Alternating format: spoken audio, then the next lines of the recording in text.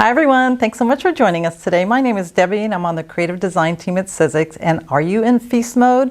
I know I sure am. And with the holiday season and Thanksgiving being my all-time favorite holiday, I'm all set to get my kitchen ready and have all the food prepared. But my favorite part is getting everything ready for the table. And I'm going to walk you through this place card idea for all the table settings at your dining room set.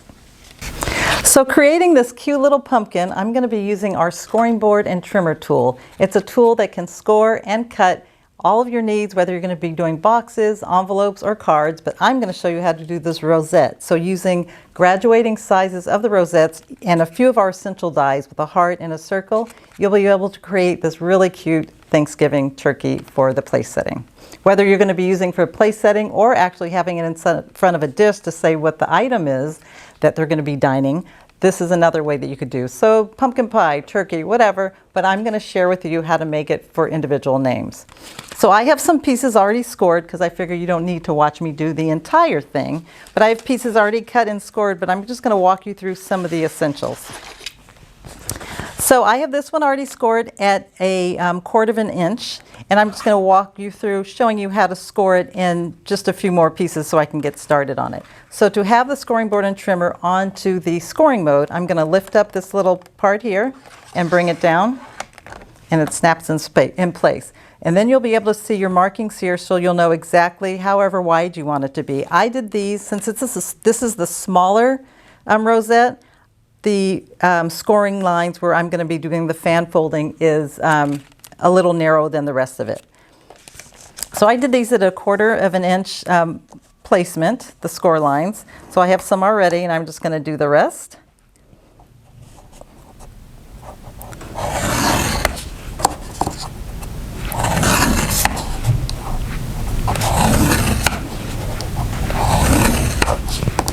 And it's really easy. It goes right. This little tool is part of your tool, so the scoring is perfectly, it goes right through these grooves nice and smoothly. As you could tell, it wasn't hard at all.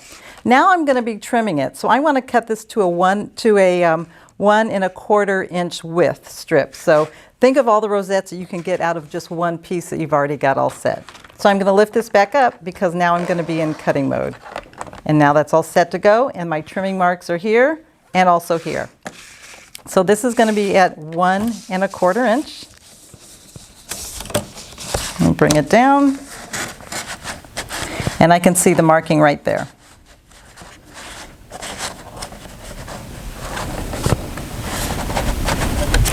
It's also down here, so if you don't see it up there, you can see it down here, and this is actually better for my old lady eye vision. And I'm going to go ahead and bring it up. And I can see that it cut perfectly. So if you're not sure, just press it down and bring it back through and you'll be ready to go. So now I'm just going to fold it. And it's just going to be the typical fan fold like you did when you were a kid, folding a piece of paper. And the grooves are perfectly set, so I'm ready to go. And you can just fold it exactly where it is, however you want it to be. If you don't need it to be this long, you could trim it down. So I think actually this is too long. So let me trim it down here. Otherwise, my rosette will be longer than I need it to be. So I use 2 rosettes, or 2 strips per rosette. And it's easy to do. Once you do it and it's all folded, you're just going to make sure that you're going to have the grooves or the textured side of your cardstock on the same side. And that's the part that you want to have visible. They'll be so excited for their meal, they won't even notice if you have it backwards or not.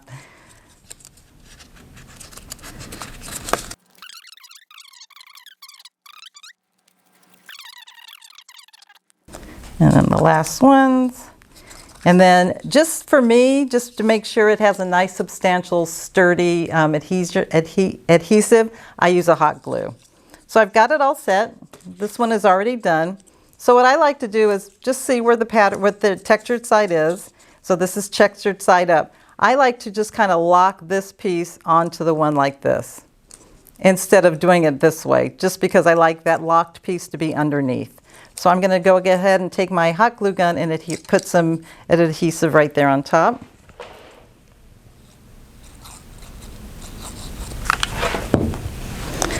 And I'm just going to latch this one right there. Hold it till I know it's all set. And now that it's all done and it's all adhered, lined up evenly, I like to just make sure it's all nice and firm. So I'm just going to go ahead and continue on just to make sure it's all tight. Because if some of the ones are not scored down as hard as you want it to be, then it's harder because it might flip up. And this is the part that it gets kind of tricky. Once you do multiple ones, you'll know, you'll be able to kind of master it. So since these pieces are both, I call them mountains and valleys. Since these both here are the mountain, I want it to latch onto the one like I did at the other part. So I'm going to trim this one side off.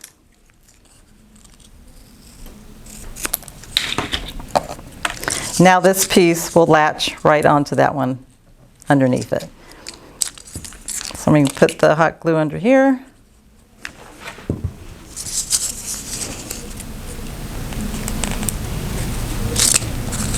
Hold it down into place. And now I have this full ring. And just this one area here where I glued it, I just want to make sure that it's firm and adhered down. The parts that you feel like they kind of maybe unfolded a little bit and you're not sure how strong it'll be, just crease it really hard and then it'll be easier to do it. So now I'm going to go ahead and I'm going to adhere it down to create the rosette. Now what you want to do is you want to make sure you have handy some of the circles. I just use our essential circle framelits. You just want to make sure they're ready to go, because once you go ahead and close this up to make the rosette, you want to make sure that it's going to stay put, and then that circle die cut will adhere right down there and hold it firmly. And then I like just to reinforce it a little bit, do one on the other side too. So making sure the textured side is on the outside, I'm going to go ahead and just kind of bring these all together like this. And I'm going to hold it down. Take my glue gun. Sometimes it tries to pull away. It's got a mind of its own. And I'm going to put the matching one right there on top. And I'll just hold it. Just till while it dries, just because it'll snap away and you'll have to start over, which isn't a big deal, but after all that work, you just want to make sure that it stays put. So as you can feel, it's good and go. I'm going to go ahead and flip it over. I have my other circle framelit handy, and I'm going to go ahead and add that one to this side. Hold that down till it cools and dries.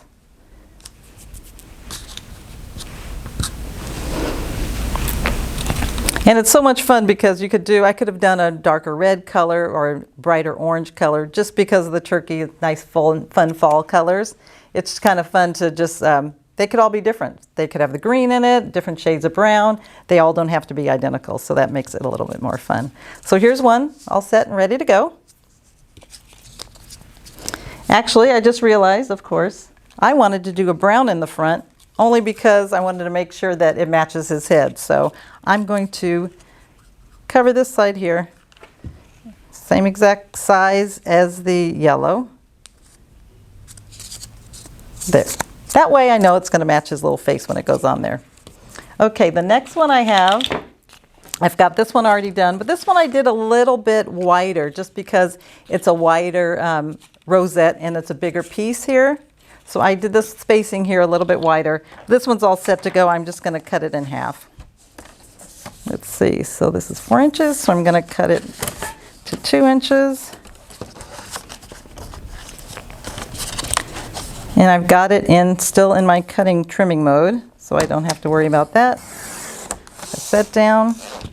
Let's see, that one's a little bit smaller than 2 inches. Sorry, guys. That one is 1.5. See, 1.5. I thought that looked a little wide. Okay, let me just do this one really quick. When the gaps are bigger, it's easier to do the fan fold technique.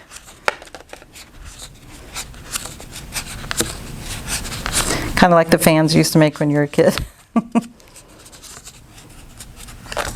I've got a few other projects with a different die set that's a fun idea for a place setting also.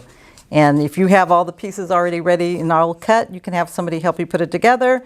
If you know, you ask one of your friends, if you're not hosting it and you're going to their house for Thanksgiving, say, hey, can I bring something, and offer to do the place cards. That would be a fun little thing, and I'm sure it'll be something fun that the guests can take home, unless the hostess wants to keep them for the next, the following year too, but they are fun, and she would totally appreciate it. So that one's all set and ready.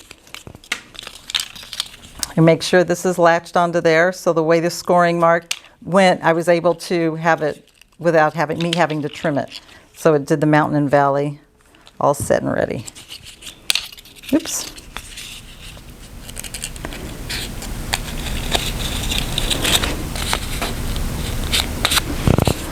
Okay.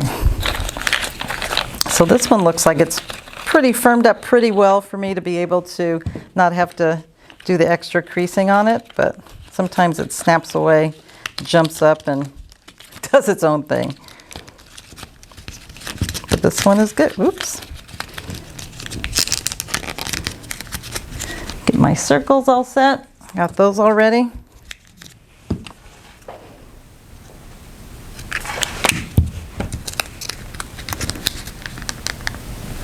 And hold that down.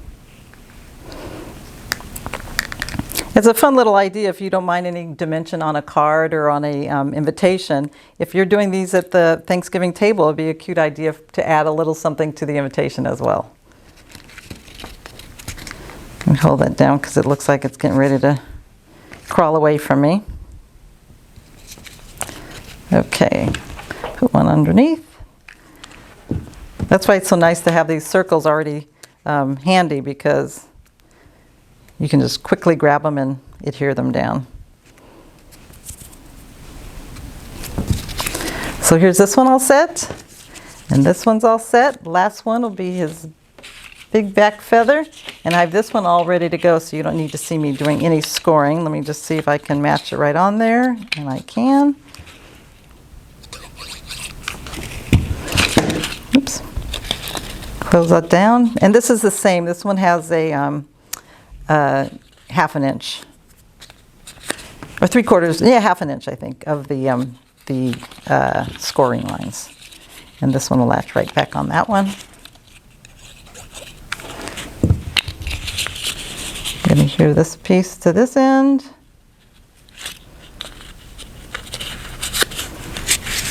And if you have all these all done and ready, it's something that you can kind of create while you're watching TV. Well, actually not watching TV, you have to have your eye on it while you're doing it, but it's fun to have it all assembled and ready.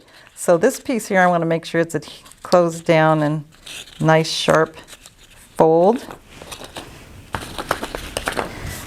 Got my circles ready. Get these little strings of hot glue away. It's like a spider web.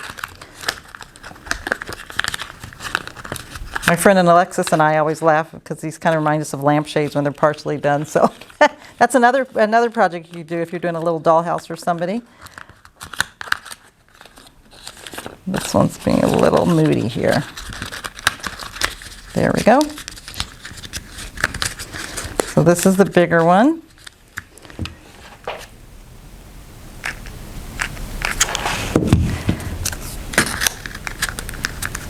I got a different shade of brown here, but that's okay. This one's in the far back.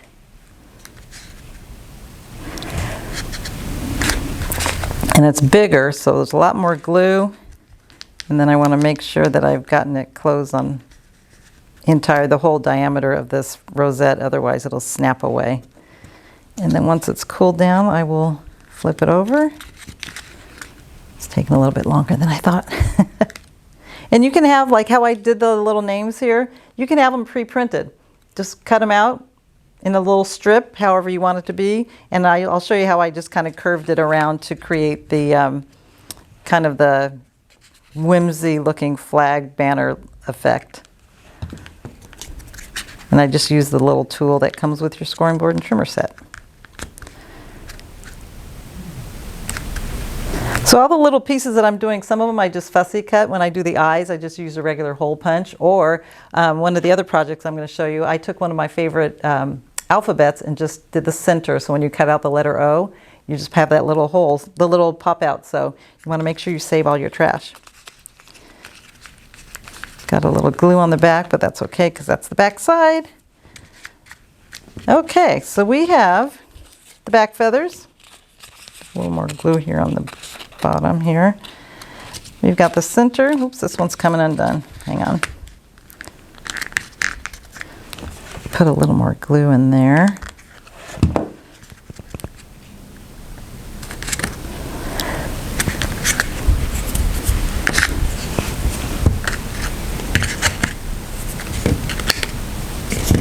My little puddle of glue got through the hole.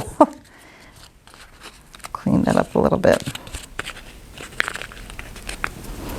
So that doesn't matter because I'm going to be able to hide it with the front one.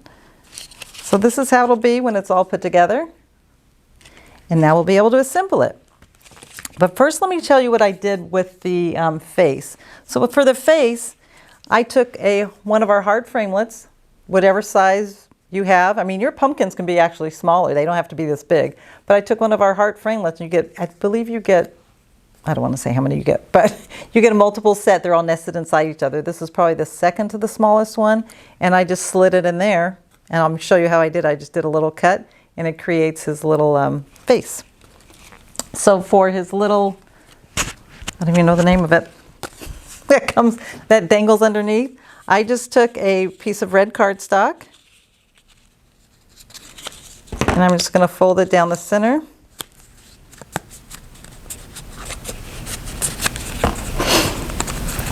And then I just fussy cut, just a little.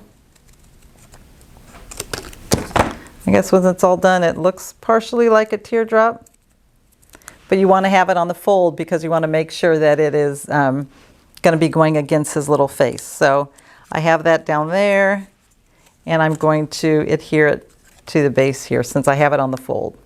Okay, so I'm going to take my express glue, and since it's going to go on the front and the back of his the side of his face so you can see it on all sides, I'm going to put a little glue in there on the entire set. Oops. And you want it to partially hang down just because it does kind of gaggle in real life. So that's part of it. And then I just took some regular hole punch, depends. There's so many different sizes out there, or like I said, you could do the inside of any of your letters. But I did that, and just either with a Sharpie or a tinier one, I did a little eyeball. So I'm going to put that with my same adhesive. Just a little dot on each side.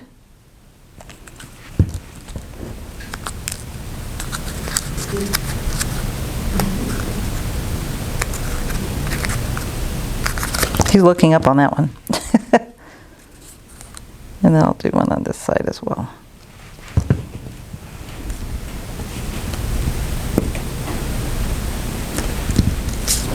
Then lastly, same idea. I just folded a piece of paper, the same kind of orangey color, whichever you want to use for the beak, and the same idea, but I did the fold on the pointy part of the beak, and that's going to go right there in the front.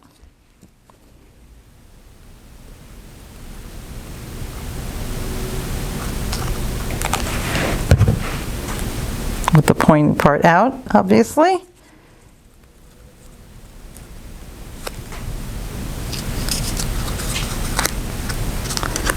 Oops, my fingers are still sticky that it stuck to my finger instead of the cardstock. So let me add a little bit more glue to that.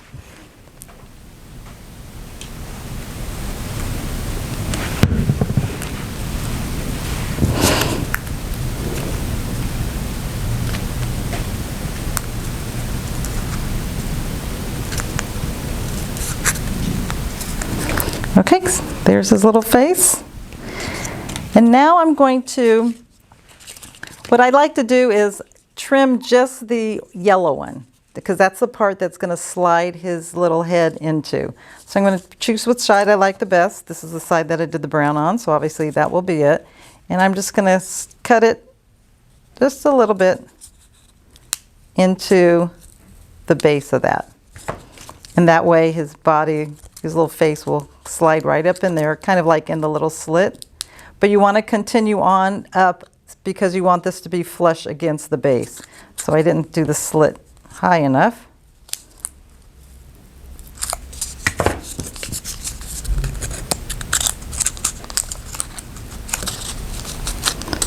So there we have them, all set. And now I'm going to take the other ones and I'm going to just kind of position it how I think it should be. So I want it to be a little bit further up like this. So this part of the his head needs to slide up into this one. So I'm going to do a little slit into this middle one.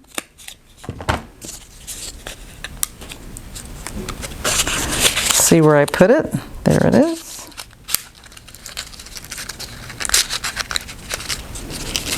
There's that. And I'm going to just do a little bit of hot glue just to reinforce it in there so it'll stay put.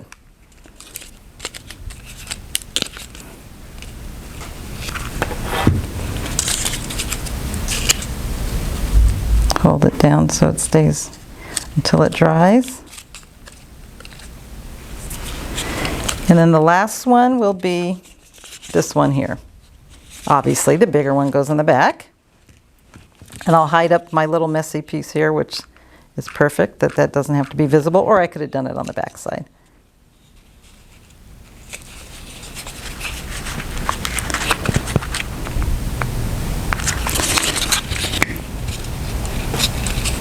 Let me hold that down till it dries. And then the finale will be just adhering it. This is just one of the larger circle framelits. Going to adhere it down to that part, but I want to make sure it's going to stay put, so I'm going to be using the hot glue.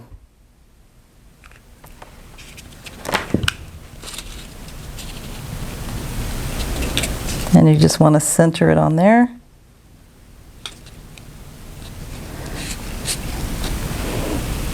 You could do a little, instead of doing individual place cards, you could do just little messages, just a one word that would be something they're grateful for. Health, joy, love, family, friends. That would be something too. And you could just have them in the center, maybe along the center of the table, or just sticking out of a floral centerpiece. Put a little bit more glue back there so he doesn't gobble and wobble away.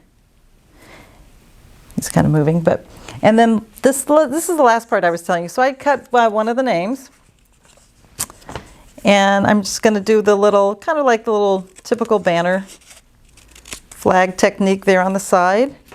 And then I'm going to take my tool. Now in our tool we have this little slit. I'm going to take my cardstock that I printed, and just run it in the slit and just kind of curve it this way. And then I'm going to go the opposite way like this. So it kind of gives a little flowing of a banner. And then I'm going to adhere it just inside of one of the pieces here, one in between one of the slits. So I use the names of one of our favorite families who love Thanksgiving as much as I do. And they will love to see these little things when I send them a picture of how they all turned out. And there we have it. There's a little place card for Nancy. And then let me just show you a couple other ones that I did. I'm going to walk you through one of the ones that's already pre-cut. It's not a turkey, but it's using one of our die sets. It's using our cake slice die set. So who hasn't saved room for pie? This is one of our cake slice boxes, but with the season and the feast we have all looking forward to, I've created a little pumpkin pie, but at my house we do sweet potato pie. So I'm going to say this is a sweet potato pie, but we also love a dollop of whipped cream. So the cake slice box, there comes all sorts of different ideas that you could come up with. But what I've done is, so let me just show you really quick. It has the puffs of whipped cream. It has a part that you need to create the curve on the lid, as well as the curve on the box. Depending on your frosting, and this is the base box. This would be if you're doing a multiple layer cake. This is the lid, and these are little sprinkles because, you know, of course, if you're having a piece of cake, you're going to have sprinkles. But for Thanksgiving, we do pie. So let me show you. I've already have all the pieces already cut. But what I did is I went ahead and I pre-printed the name of the person, just if this is their place card. So you would go ahead after it's printed and just position it here so you'll know exactly where you're going to be cutting it. Run it through and it'll cut it perfectly where it needs to be cut, and the name will be centered. So I'm just going to fold it. You have the score lines and all the little tabs, so I'm going to go ahead and fold it where it needs to be folded.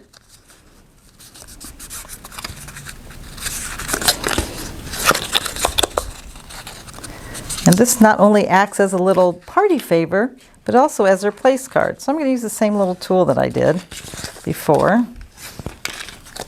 And you can see exactly how you need to assemble it. The tabs make it so easy. So that's all set and ready to adhere to the pieces that I've already also cut.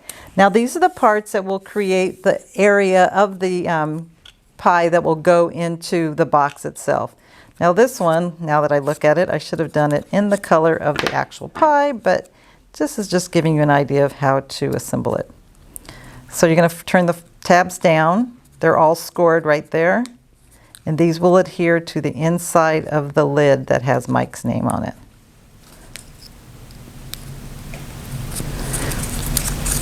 So these tabs are all set. Then just kind of curve it around because it needs to go along the same lines as this one here. So you'll see this tab goes against the straight edge of the box. Same with this tab will go against the straight edge of that little backside of your lid. Of your tab. So I'm going to put some glue here. And I'm just going to run a little bit here so it'll be all set and ready as I put those tiny little tabs down.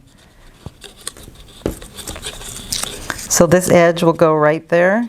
Matches up perfectly.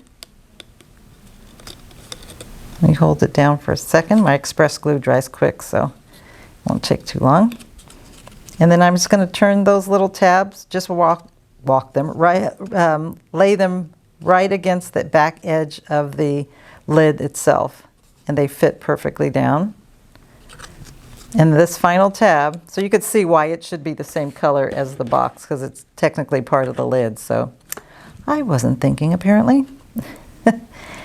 And then I'm going to go ahead and adhere that piece down there. So the lid is all set. Here's another tab that'll finish up the point of the box, of the box's lid, I should say.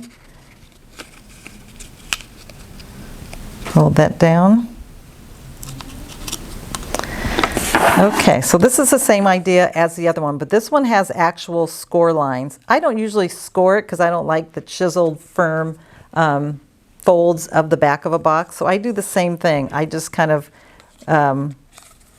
curve it along, just so it'll go with the same curving of the box itself, the part that's going to be filled with all the goodies. So I'm just going to fold down that one side tab. That's the only tab I need to fold on this side here. I don't do these little pieces, but I will do all these because it's the same technique as I did on the lid. And they're so tiny that they can just kind of crease down. And the pressure from the machine makes them really a nice strong crease. Okay, you'll see the score lines on this also. You can fold down all the tabs. So if you see a tab, you know it needs to be folded down. And you'll see the score line here. Just kind of go along the lines of it. Another tab.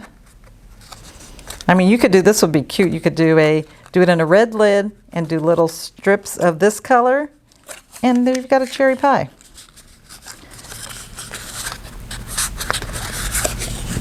Okay, so let me do this part first. So like I said before, tab against the straight edge. Here's a tab against the straight edge.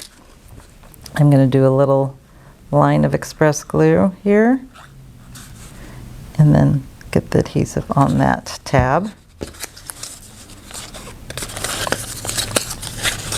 This goes right inside the box like this. Oops.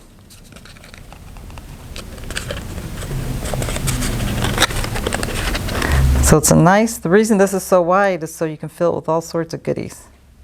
And I'll show you what I put inside of this one. Oops, I didn't hold that down long enough.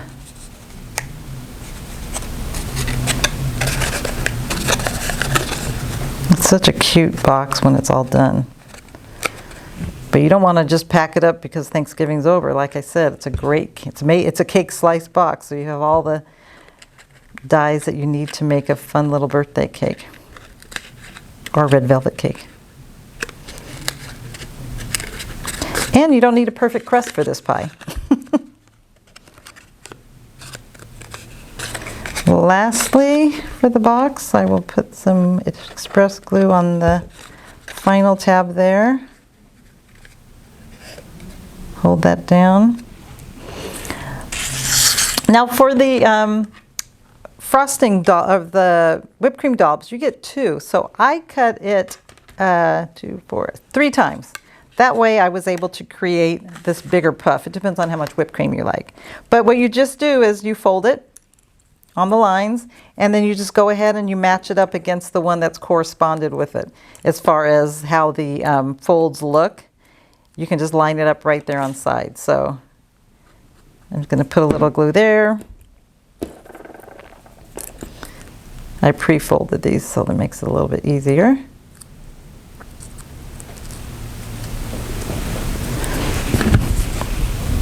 You just kind of continue on. You don't have to do 6. You could just cut it twice, but we give you the bonus of that added extra puff, so you only have to cut it a couple times.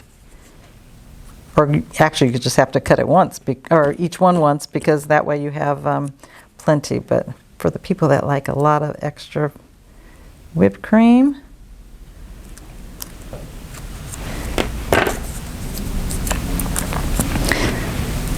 couple more here, because there's little not borders but little puffs on the side that create the difference in the ripples of the whipped cream. So that's why I did multiples, just so they'll match up exactly and there won't be one that's a little off. So the last one will match up perfectly.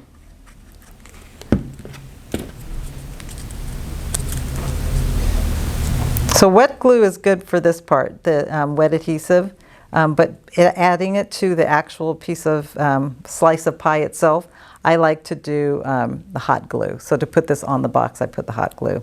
So there it is, ready to go.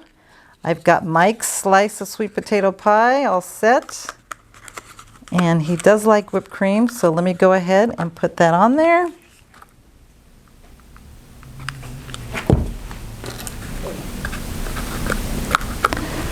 And there we have it.